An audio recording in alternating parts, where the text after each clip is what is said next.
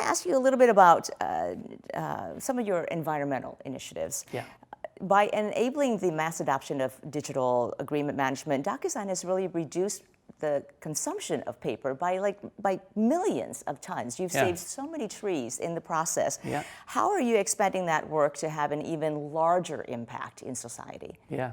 Well, one of the things we did first was we started to tell the story.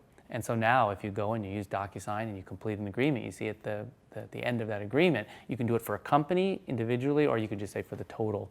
How much wood was saved, how many pounds or tons of wood, because trees are hard to, each tree is different, so we made it in tons of wood. How much water you've saved by using DocuSign, how much CO2 emissions. There's a lot of other environmental impacts around making paper. So we try to education. A lot of our customers, particularly our larger customers that have an environmental focus, like a Unilever or a Walmart, they're super excited to make this part of their own environmental movement. So that's kind of bucket one. Two, we did launch the DocuSign for Forests initiative, where we're saying, it was one of those things that sometimes people made a little fun of me when I first announced it. And I said, isn't this an obvious idea? And they said, took you 3 years as CEO of DocuSign to figure out that saving paper should be related to trees, and trees would be related to forests, and forests play part of global warming. And I was like, you had it in the back of your head the whole time. You were just conceptualizing, coming up with the clever DocuSign for Forests. And then it came out. Title. I needed the title once I had the title.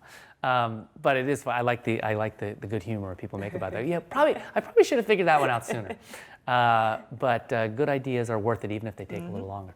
So it's been a huge positive for our customers as well, for our employees to feel good about that. And the great part about it is, one, there's this macro thing, that we're doing with the World Economic Forum and the Wilderness Society and Jane Goodall's Institute to say, let's try to think about global warming and let's try to think about that in a macro way.